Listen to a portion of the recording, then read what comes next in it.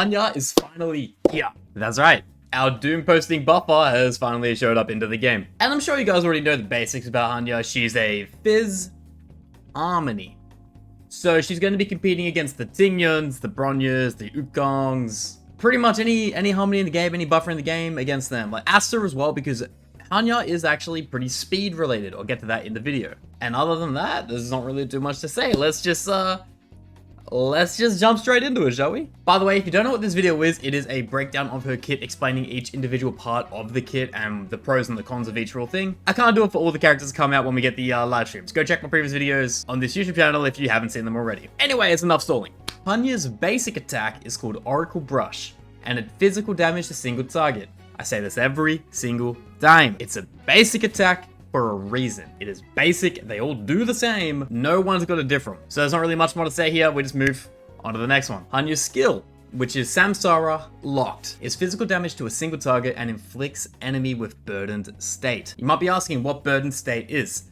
I got you. Burdened state is an effect where allies inflict extra damage on enemies with burdened state affliction. So when she uses a skill, let's say on a enemy, any in particular, let's go, once she uses it, they then take extra damage off your allies. Almost like in a sense, it's kind of like defense shredding, but it's not. They take more damage, whether that's through defense shred, damage amplification, or less HP or whatever it may be. It's pretty much it's like, you know, it's like an attack buff. It's like a defense shred. It's exactly as you think. Just makes the enemy take more damage. Doesn't really matter who you use this character with, by the way. At the moment, the more I'm reading it, I'll even say at the end of the video if I can think of anyone who she wouldn't work with, because she kind of does work with everyone. It's just a situation of, is she good enough to knock out a Bronya, a Tingyun, those kind of things. That's a whole nother discussion. Okay, now that we know what burden state is, let's move on to her talent. Her talent is called Sanction.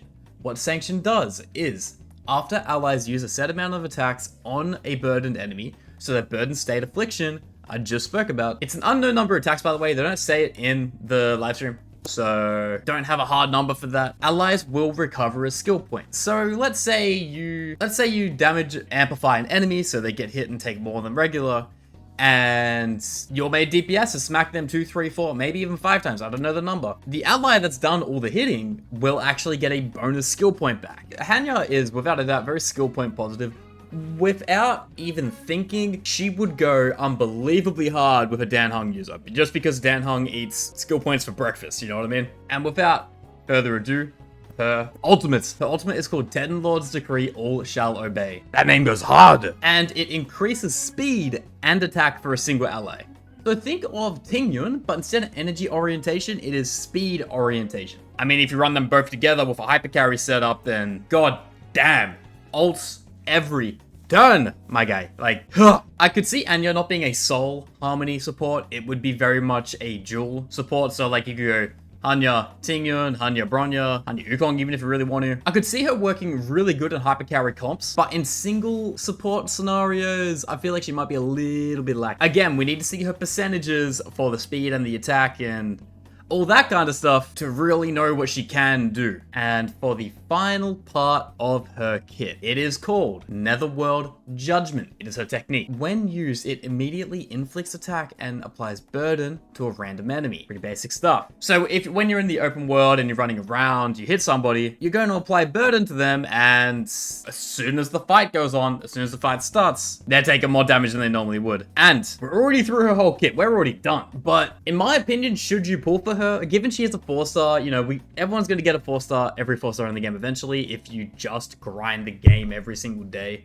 It might take a while, granted, but you will be guaranteed it sooner or later. That's just how numbers work. I'm going to say pull for her. So what I love doing is I love hypercarry comps. I love when I can put a character at the forefront, have 3 harmonies, hell, even 2 harmonies, and at this point I'm putting Popo in that healer slot, because Ho-Ho is a pseudo harmony. If you don't know what I mean, go check my previous video. She would go stupid in a single DPS hypercarry comp. Like me personally, I'm probably going to run her with Tingyun, and then I'm probably going to run... I might try and see what kind of numbers I can get out of Topaz. I mean, also just for the meme, I'm going to build Popo DPS, just see what I can do with that. Remains to be seen. And if you have any questions, I'm live every single day over on my Twitch channel, twitch.tv/MaximGacha.